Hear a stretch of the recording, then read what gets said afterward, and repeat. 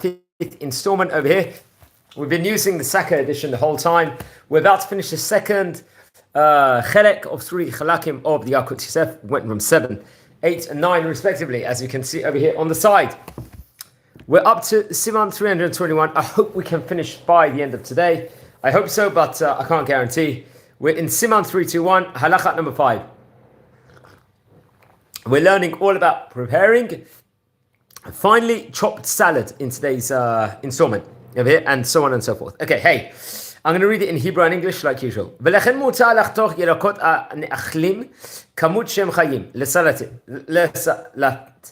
בסכין דקדק כגון עגבניות מלפפונים, חזרת וקדומה, בין לעצמו בין לאחרים, על דעת לאכול אותם לאלתר. ויש נוהגים ממידת חסידות לחתוך הירק של סלט וחתיכות גדולות קצת, ואף על פי שאין זה מן הדין, מכל מקום המחמיא תבוא עליו ברכה. What's going on here? Number A. Accordingly, it's allowed to chop tomatoes, cucumbers, lettuce, and the like for a salad into very small pieces, whether for oneself or for someone else, as long as it is to be eaten immediately afterwards.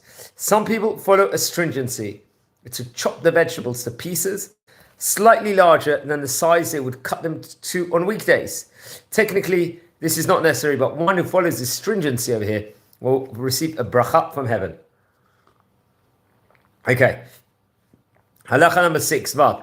V'kama shiur le'altar. What is the measurement of this? Im haya yoshev בסעודה מותר לעשות סלט לצורך אותו לסעודה, אפילו היא נמשכת שעות מספר. ואם עדיין אינו מעשיו בסעודה, אין לעשות סלט, אלא סמוך ממש לסעודה. ולפיכך יש להיזהר שלא לעשות סלט בשבת שחרית עד צאת האנשים בבית הכנסת ומוכנים לסעודה. Okay, what's going on here? Number 6. If someone is having the salad at a meal, then he may prepare the salad at the beginning of the meal, even if he will not eat the salad for several hours. If he wishes to prepare the salad before the meal, he must do so just before beginning the meal. Therefore, one must take care not to start preparing the salad for the Shabbat morning meal until the men have arrived home from the synagogue and they are ready to begin the meal over here. Okay. Number 9 over here. מותר לחתוך ירקות על דף עץ, אפילו אם על ידי הסכין נעשים חריצים בדף, ואפילו אם חותך את הירקות דק על העץ, המיוחד לכך. יש להקל כשעושה כן לצורך סעודה לאלתר. דאחתי חשיב צורך אכילה לאלתר. What's going on? Zayin.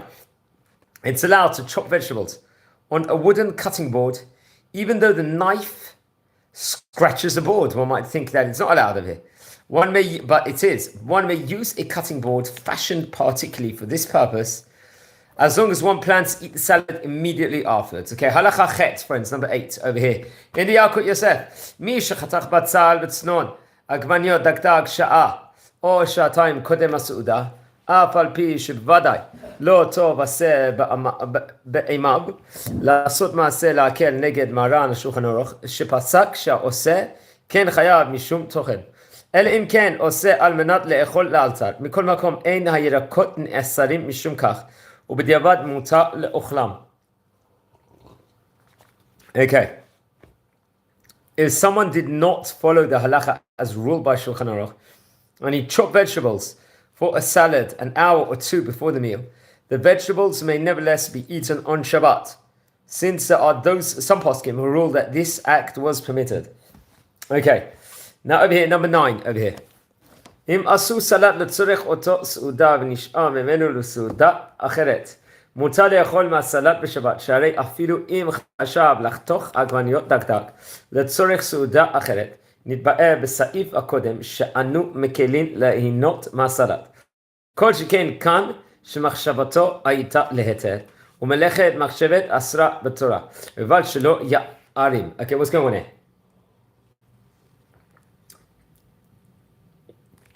If a salad was prepared for a meal, and after the meal, some of the salad is left over, the remainder may be eaten later on Shabbat day. As mentioned above, even if the salad was prepared purposely for consumption later in the day, we allow the salad to be eaten Certainly in this case where the salad was prepared according to the halacha with the correct intentions, it's allowed. One must be aware, however, not to prepare a salad that is certainly larger than one needs for this meal, so that there will be leftover salad for later on. Naturally, you can't engineer this scenario. One may prepare only as much as one imagines will be needed for the present meal. Okay, friends. Halacha Yud, mashing bananas. מותר להמח בננה בשני המזלג כמעשהו בחול לצורך התינוק על דעת לאכילה לאלתר ואין צריך לעשות הריסוק בשינוי. This is number 10. It's allowed to mash a banana with the tines of a fork to prepare it for an infant, just as one does on weekdays, as long as one plans to feed the infant immediately afterwards. It's not necessary to change one's method on Shabbat itself, respectively. Okay, halacha number 11. Yudal. Mutar lepare lechem b'Shabbat. וכגון לפני התרנגולים שאין תחינה אחת תחינה והואיל וקבע נטחנה התבואה ונעשית קמח אלה שחזה וגבלה ועפה אין בזה יותר דין תוכן ויותר טוב לפרע לפניהם סמוך לאכילתם וכמו שנתבעה לאל שלא נעשה תוכן בחולים כשעושה לצורך אכילה לאלתר. What's going on? י"א. It's allowed to crumble bread on Shabbat to feed chickens or some other purpose. Since the wheat had already been ground into flour to make the bread, there is no prohibition against grinding a substance that has already been milled before. Even though the flour was afterwards kneaded into dough, it's best, however, to crumble the bread immediately before feeding them, for it is certainly permissible to grind a food in order for it to be eaten immediately afterwards. Over here. Okay, friends, we're number 12, Yud Bet. אסור לחתוך ירקות דקדק ולהניחם לפני העופות בשבת. ואם עושה כן על מנת ליתן לפני העופות לאלתר, יש להקל. Okay, what's going on over here? Number 13. Sorry, number 12. Okay. It's forbidden to chop vegetables to feed chickens on Shabbat. It's allowed to permit it only if one intends to feed them immediately afterwards. Over here. Number 13. י' ג' מותר לחתוך בסכין בשר מבושל או צלי דקדק אפילו שלא לצורך סעודה לאלתר הואיל ואין גידולו מן הארץ ויש אומרים שאין תחינה אלא בגידולי קרקע או בצירוף סברת הפוסקים שאין תחינה באוכלים הראויים כמות שהם לכן יש להתר ואפילו מי שאינו יכול לעשו בלי שיחתכנו מפני שהוא קשה ועל ידי חתיכתו mitkano la'achila. Mutar. Okay, Yud Gimel, what's going on here? 13. It's allowed to cut boiled or roasted meat into small pieces with a knife, even if one does not plan to eat it until later on in that day. Many rabbis rule that the melacha of tohen applies only to things that grow from the ground, and other poskim ruled that the melacha of tohen does not apply to foods that are readily available without being ground. Combining these opinions, we have strong basis to permit cutting meat into small pieces. Therefore, if someone cannot chew on large pieces of meat, but is able to handle it once it's been cut into small pieces, this may be done, for sure, with regards to a child or something like that. Okay, halacha number 14, Yudaled. ומטעם זה מותר לחתוך גבינה בסכין דקדק או למעך אותו במזלג, אפילו שלא צורך לסעודה לאלתר, ובלבד שיהיה לצורך שבת, מפני שאין הגבינה גידולי קרקע, ולא שייך בה דין תחינה, ושאינו נוהגת אלא בגידולי קרקע, כגון ירקות וכיוצא בהם. ואף על פי שהמגוון חייב משום בונה, אין בחיתוך הגבינה שום איסור משום סוטה, שהואיל ולא שייך בגינה הסוטה על מנת לבנות לא גזרו בה החכמים כלל. What's going on over here? Number 14. For the same reasons, it's allowed to cut cheese with a knife into small pieces or to mash it with a fork, even if one plans to eat it only during the day. Cheese is not considered a product that grows from the ground, and therefore the melacha of tohen does not apply to it. Our rabbis taught that one who makes cheese is guilty of performing an act of the melacha of boneh, building. Even so, cutting the cheese into tiny bits is not an act of the converse melacha of soteh, destroying. The melacha of soteh applies only to someone who destroys a structure in order to build another one in its place. And this does not apply to cutting cheese. Our sages did not see fit to decree that such an act should be forbidden over here. Now, halacha 15. אבל אסור לגרור גבינה במורג, חרוץ בעל פיפיות, פומפיה.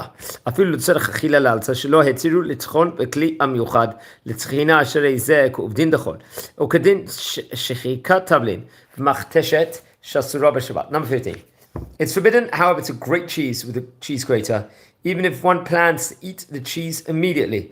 Our sages forbade the act of grating with a tool made specifically for that purpose, since it appears to be a weekday activity. That is a problem over here with the thing of it. It's an issue of dun dachol. 16. לפיכך אסור גם לגרור גזר או צנון בפומפיה בשבת אפילו על דעת לא אוכלם לאלתר. Likewise, forbidden to grate cheese with a grater on Shabbat, even if one plans to eat them immediately afterwards. A vegetable peeler. 17. עולם מותר לקלף פירות וירקות במקלף ומיוחד לכך. Although the use of a grater on Shabbat is forbidden, it's permissible to peel fruits and vegetables with a peeler over here. That is seemingly going to be allowed. Okay, now we're talking about an egg slicer over here. What's the din within regards to that? Okay. מותר להשתמש בשבת בסכין מקצץ ביצים שיש בו שורה של להבים המרוחקים זה מזה ומתקנים במסגרת, ועל ידי לחיצת הלהבים על הביצה היא נחתכת לפרוסות דקות כמספר הלהבים. It's likewise permissible to use an egg slicer on Shabbat respectively. Okay, 19. Grinding peppercorns. מותר לדוח פלפלים בשבת אפילו הרבה ביחד. ובלבד שיתרום בקטעה של הסכין, וגם בתוך קרה, ולא בתוך המכתשת. וטעם לעת זה לפי שעושה שני שינויים. א', שאינו קודשם מכתשת, ב', שאינו טוחנים ביד המכתשת. לפיכך מותר לכתחילה. Okay. It's permissible to crush peppercorns on Shabbat. One must not use a mortar and pestle, however. Instead, one should crush them with the handle of a knife into a bowl. Employing this method is considered differing in two ways from the normal method one would use on weekdays, and that is the basis for permitting it. Number 20. מה שיש נוהגים לדוח אגוזים ותמרים ביחד בשבת עד שנעשים כגוש אחד, אף אם עושים כן על מנת לאכול, אין להקל בזה. אולם אם עושים כן לצורך זקנים וילדים, או לצורך עולה, ועושים כן לאלתר בשינוי, כגון בידית הסכין או ביד המכתשת בצדה הצר, שאין דרך לדוח כך בכל, אין בזה איסור. Okay, what's going on? It's forbidden to crush walnuts and dates together to form a mush, even if one plans to eat it immediately afterwards. If it's necessary for someone elderly, or for a little child, or for someone ill, it may be done in a manner different than that used on weekdays. For example, it may be crushed with the handle of a knife and the handle of a pestle. Even when crushed in this manner, it's allowed only if one plans to serve the food immediately afterwards. Over here. Crushing salt. חפ"א. אין קודשים מלח במדוך של עץ וכל שכן מכתשת, מתכת או אבן. אבל מרסק, אבל מרסק הוא את המלח בידית הסכין, וגם בתוך קרה להצריך שני שינויים כנראה לי, וכן מותר לפרר את המלח בידיו, ודווקא במלח גס יש להחמיר להצריך שני שינויים, אבל מלח דק שנתבשל ונעשה פירורין מותר לחתוך בסכין דק, או כמו שחותך פת, ומכל מקום אסור לקודשו במכתשת, ודין סוכה כדין מלח והנראה לי. Okay, what's going on? It's forbidden to crush salt with a wooden, metal, or stone pestle, but one may do so with the handle of a knife, even in a bowl, so that one employs a method different than the weekday method in two aspects, as explained above. One may also crumble it with one's fingers. These restrictions apply to coarse salt only. A fine table salt that has been conglomerated into larger chunks may be chopped fine with a knife on Shabbat, for the same reason that it is permissible to crush bread. It's forbidden, however, to use a mortar and a pestle to crush salt. These same rules apply to crushing sugar as well. Okay, we are now on Halacha 22. Chapet, tabak aracha shinyabesh ונעשה כאין רגבים מדובקים, מותר לשוחקו ולפרוע בראשי אצבעותיו, שאין תחינה אחת תחינה. If a container of snuff has dried out and has become a solid lump or lumps, it is permissible to crumble lumps with one's fingertips, since it has already been ground before. Now, Chaf Gimel. מותר לשפשש בשבת את בגדו, מתית שנפל על בגדו. ואף על פי שהתית יבש על ידי שפשופו, הוא מתבורר ונטחן עד אשר דק לעפר. אין בזה משום תוכן. ובלבד שלא ישפשף הבגד מבחוץ שנראה כמלבן הבגד, אלא משפשפו מבפנים. If a garment has become solid with mud, it's allowed on Shabbat to rub off the mud, even though this causes a dry mud to crumble into sand. This is not considered an act of melacha of tohen. It's allowed to rub the garment onto itself from the inside only so that the mud will fall off. It's forbidden to rub the mud off of it from outside, since that appears like an act of laundering over here. Okay, friends, we are on halacha 24 over here. Chavdalid, mutar לשחוק בראשי אצבעותיו שנים והדסים יבשים, כדי להריח בהם יד, וכדין אוכלים שמותר לאכותכן דק על מנת לאכול לאלתר, ויש חולקים והמקלים יש להם על מה שיסמכו. It's allowed to crush dried flowers or myrtle leaves into one's fingertips in order to smell their fragrance immediately afterwards. So, just like one may chop foods in order to eat them immediately afterwards. There are poskim who rule that this is forbidden, but those who are lenient have a halachic basis to rely on. 25, chapei. פלפלים שיש בהם ריח טוב, מותר לכתוש אותם בבגד, ואין לאיסור בזה משום מוליד ריחה, שכל שאינו מתכוון, אף שהוא בסקרי שיש להתיר שהוא איסור מדרבנן. It's allowed to crush fragrant peppercorns wrapped in a cloth. This does not infringe upon the prohibition against applying a fragrance to a garment, since this is forbidden only by our sages, and it's not his intention to apply any fragrance to the cloth. It's allowed, even though it is psikresha, and it's inevitable that this is going to happen over here. Okay, friends, we are now going to talk about kneading, lash. This is actually called, we're about to finish the siman. I'm just going to take a 1 minute break over here. I leave the Yalkut Yosef. This book, the design of the book, hope it's not going to fall down. I'll be back in 1 minute, friends.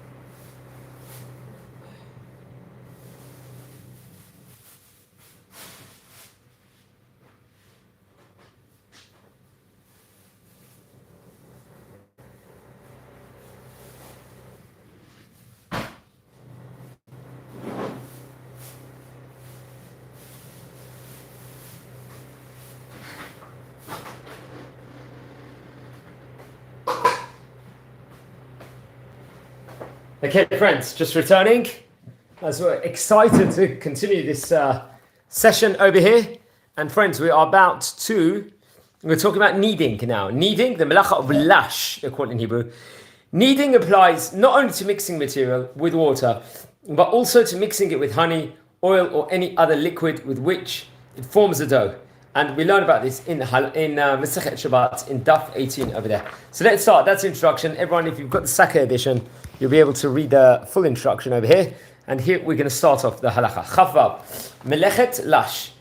Mutar lasot mayonnaise b'Shabbat, da'inu shma'arvim beitzim v'shemen v'chardal v'sukar v'katzat melach v'tan'ai shiaseh ken al da'at le'echol le'alta b'otzo suda v'gam lo yitrov la'aravam b'koach ele me'erev b'kav b'nachat ve'en lachush b'zeh mishum lisha yizaheh shelo litrov la'aravam b'koach. Okay. Mayonnaise, by the way, is something I really don't like to eat. I never liked it. I was never a fan of it, but we're talking about it now anyway. It's allowed to mix homemade mayonnaise by mixing eggs, oil, mustard, and salt if one plans to eat it immediately afterwards. One may not mix the mayonnaise vigorously. One may only stir it gently with a spoon. If one makes it following these rules, it does not infringe upon the restrictions of the melacha of lash over here. 27, Chav Zayin. Techina asuya shumshimin. שקבע החינווה מערב שבת, ורוצים להוסיף בה מים בשבת כדי לדללה יותר. מותר להוסיף לה מים בשבת ולחוש. ויש אומרים שאף מותר להכין טחינת שומשמים בשבת על ידי הוספת מים ולימון ומלח על גבי טחינה גולמית שנילושה קבע בבית החרושת ונעשית בלילה הבא. ואף על פי שדרך העולם להוסיף לה בתחילה מעט מים ולערבב, ואז היא נעשית קשה כמו עיסה. בכל מקום, כיוון שאין עושים, כן כדי שתהיה טעימה יותר, אלא כדי להקל עליהם את הכנתה. וגם לבסוף מוסיפים לה מים וחוזרת, להיות רכה. לפיכך, אין לחוש בזה לאיסולש, ובלבד שיעשה כן סמוך לסעודה. ויש חולקים ומחמירים, שמאחר ובתוך כדי הלישה נעשית התחינה כמו עיסה קשה, יש לחוש לאיסור שנראה קלש. Chav Zayin, it's allowed to add water to prepare tahina, sesame mash with lemon and spices and stir it on Shabbat so it will be thinner. Some rabbis rule that it's allowed to mix raw tahina with water, lemon juice and salt on Shabbat, although the raw tahina is quite thick and solid before these ingredients are mixed with it. People normally do this by first mixing a little water with the tahina so it becomes pliable like dough, and they add more water and other liquids until it is dribbly. Since the end product is liquid, this is permitted even though at one stage it's like dough, as long as one plans to eat it immediately afterwards.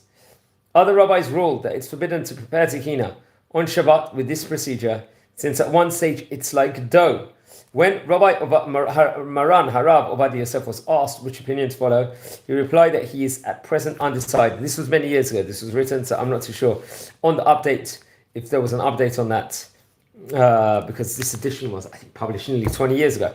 Okay, number 28. Not the best topic to speak about, not the most etiquette one. Okay, Chavchet. Mutar להטיל מי רגליים בשבת על גבי טיט או על גבי עפר תיכות וחול. ואין לאיסור בזה משום מגבל, כיוון שאינו מתכוון לגבל העפר. ואפילו אם הוא פסיק רשת, הואיל והוא פסיק רשת לא אכפת לי בדרבנן, משום דקיימה לן כרבי יוסי בר יהודה, שאינו חייב משום לישה עד שיגבל, ולדעתו נתינת המים לחוד אינו אסורה אלא מדרבנן. הלקח מותר, והוא הדין, שמותר למוהל לרקוק דם המציצה בשבת על גבי עפר בשבת. ואין בזה חשש קיבול, כיוון דהווה פסיק רשת ולא ניחלה בדרבנן. What's going on over here? Chavchet. It's allowed to urinate on soft sand or soil. On Shabbat, it's not forbidden as an act of kneading. We rule like the opinion of Rabbi Yossi, son of Rabbi Yehuda, that simply adding water to flour or soil does not constitute an act that the Torah forbids. Therefore, it's an act that at most is forbidden by our sages, since a person has no intention of mixing the soil with anything, and he gains nothing by doing so. It's allowed, even though it's inevitable result of urinating. This is a case of Psikreshet de la Nihale, concerning an act forbidden by our sages. It's likewise allowed for a mohel to spit the blood he sucks from the circumcision into the soil for the same reason over here.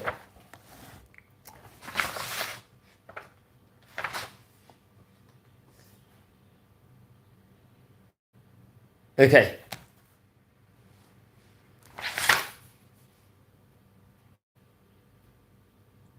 Okay. I'm not too sure if I'm just going to add on something else. I'm just going to say again in Hebrew the halacha again. Mutal chavchet. Mutal latil meiraglaim b'shabbat al gabei tit or al gabei afa tichot v'chol. ואין לעשו בזה משום מקווה. כיוון שאינו מתכוון לקבל אהבה, ואפילו אם הוא פסיק רשע הועיל והוא פסיק רשע דלא אכפת ליה בדרבנן, משום דקרמלן כרבי יוסי בר יהודה שאינו חייב, משום לישה עד שיגבל. ולדתו נפנת המים לחוד, אינו אסורה אלא מדרבנן, הלקח מותר. והוא הדין שמותר למוהל, לרקו קדם המציצה בשבת על גבי העפר בשבת, ואין בזה חשש קיבול. כיוון דווקא פסיק רשע דלא ניחלה בדרבנן. Okay, כ"ט. I was just rereading just in case I didn't read before. כ"ט. המקל בעת הצורך לטרוף ביצים בקערה בשבת. ישלו על מה שיסמוך. ואין לחוש משום שנראה כמי שרוצה. לבשלם בקטרה. Okay. There is a 29. There is a basis in the halacha to allow one to stir raw eggs in a bowl if one has need for it. We need not be afraid that onlookers would suspect that one is planning to cook the eggs on Shabbat. Okay. Number 30. Lamed. דין כבישת אוכלים ותיקוני מאכל בשבת. למד, הכובש כבשים בשבת אסור מפני שהוא כמבשל, שלחה רווחת ביורה דעה. יורה דעה. כבוש הרי כמבושל, הלקח. כל דבר שהמלך מועיל לשנות צבעו, להפיק חריפתו או מרירותו, כגון צנון או בצל ושום, אסור למלוח 4 או 5 חתיכות ולנחם לפניו. אלא מטבל כל אחד לבדיו אוכלים. וכן סלט שעושים כגון מלפפונים חיים, שעודם בקליפתם, אסור למלוכים למתין עד שקיבלו טעם המלח ויזעיר. אלא ישפוך עליהם חומץ או שמן, תקף, ומיד אחר נתינת המלח עליהם, כדי להחליש כוח המלח. ואמנן, מותר ליתן צימוקים ואפרסקים בשבת, בתוך המים שבכלי, כדי לעשות משקה, ולשתותו באותו יום. ואין איסור בזה משום כובש כבשים. וגם אין איסור בזה משום סחיטה. Okay. What's going on? It's forbidden to pickle vegetables on Shabbat, since it is considered similar to the act of cooking. A universally accepted rule, expressed time and again in Eurodea, is that pickled food is equal to a cooked food. Therefore, our sages rule that it's forbidden to apply salt to several pieces of radishes, onions, or any food that are sharp or bitter, and where the salt will soften the sharpness of bitterness. It's allowed to pour salt onto a single piece and then eat it before salting a second piece. Likewise, if one has prepared a salad containing unpeeled pieces of cucumber, it's forbidden to salt the salad and wait for the salt to penetrate through the cucumbers. Instead, one must pour vinegar or oil onto the salad immediately after applying the salt, so that the salt will have a chance to affect the cucumbers. It's allowed to place raisins or peaches into a bowl of water on Shabbat in order to flavor the water and drink it that day. This does not infringe upon the restrictions against pickling, nor is it forbidden because of the melacha of schita, squeezing, respectively. Halacha 31 now. Lamed Aleph. ירקות שנכבשו במי מלח, כגון קישואים ומלפפונים כיוצא בזה, ורוצה ליטנם בתוך חומץ כדי שיקבלו טעם החומץ, וכן להפך, על מנת לאכלם בו ביום בשבת, העיקר להקל, משום שאין כבישה אחר כבישה. אולם הפותח צנצנת שיש בה כבושים הנעשים בבית, והוציא ממנה כבושים לאכילה, ונוכח שהדיין לא נגמרה כבישתם כראוי. נכון להחמיר שלא להחזירם למקומם בצנצנת שיש בה מי מלח או חומץ, כיוון שדין לא נכבשו כל צריכם. What's going on here in Lamed Aleph? Technically, it's permissible to take vegetables that were pickled in brine and soak them in vinegar to enhance their flavor. And vice versa, if one plans to eat them during that day, once a food has been pickled, there is no restriction against pickling it another time. However, if someone opened a container of homemade pickles on Shabbat and discovered that the vegetables are not completely cooked, it's allowed to refrain from replacing the vegetables that he removed from the container back into the brine or vinegar. And since they have not been completely pickled, it's best to refrain from this to avoid performing the act of pickling. Friends, we're up to Lamed Bet over here, 32. עושה סלט בשבת מעגבניות ושאר ירקות, מותר לתת להם מלח, ואין לחוש בזה משום כובש כבשים בשבת. דווקא כדין ביצה שמותר למלוכה בשבת. כיוון שאין דרך לעשות כבשים בביצה, וגם אין המלח בא אלא לנתינת טעם בלבד, ולא לכבישה. ושני הטעמים הללו שייכים גם בסלט עגבניות. והמחמיא לתת מיד לאחר מליחת הסלט, שמן או מי לימון וכדומה. לבטל כוח המלח, תבוא על הברכה. אולם אין למלוח לכתחילה בשבת בשר אפילו מבושל, או ביצה מבושלת, אפילו לצרך בו ביום, מסעודה לסעודה אחרת, כי הרי אפשר לא למלוח אותם אחר כך בשעת סעודה. אבל אם יש איזה צד שטוב לו שימלכם, עכשיו יותר ממה שימלכם, אחר כך כגון שהם חמים ויקבלו טעם המלח יותר, אין שום איסור בדבר, ובלבד שלא ימלח אלא לצורך השבת, ולא לצורך מה שיאכל אחר השבת. Love it. It's allowed to pour salt onto mixed vegetable salad to flavor it. This is not considered to be an act of pickling vegetables. It is the same as pouring salt on a hard-boiled egg. It's allowed on Shabbat since people do not usually pickle eggs or mixed vegetable salad, and also become the purpose of adding the salt is only to flavor the foods. Nevertheless, one who is careful to pour oil or lemon juice on the vegetables immediately after adding the salt will receive a special blessing from heaven. It's best to refrain from salting cooked meat or a boiled egg in order to eat it later on in the day, since one can just as well salt it at the time it will be eaten. However, if the salting will be more effective now than later, for some reason or another, such as if it is warm now and will absorb the salt more efficiently, there is no prohibition against doing so. One must take care, however, to salt only as much as will be needed for this Shabbat day, and not for the weekdays over here. Okay, now friends, halacha lamed gimel 33. אסור לעשות מי מלח מרובים, מפני שנראה כעושה לצורך חול, אבל עושהו מעט כדי לטבל בהם פיתו, או לתת לתוך התבשיל, שכל זמן שהם מועטים שאדם מרגיש בהם שאינם עשויים אלא לצורך השבת, מותר, ואם עושה מי מלח עזים, דהיינו שנותן שלישי מלח ושליש מים, אסור אפילו מעט משום סרח, מעבד או מבשל. ואם עושה כן בסוכה במקום מלח מותר, שאין דין הסוכה כדין המלח כלל. Okay, what's going on here? Yeah, I just need to be just taking another short break. I'll be back in 1 minute.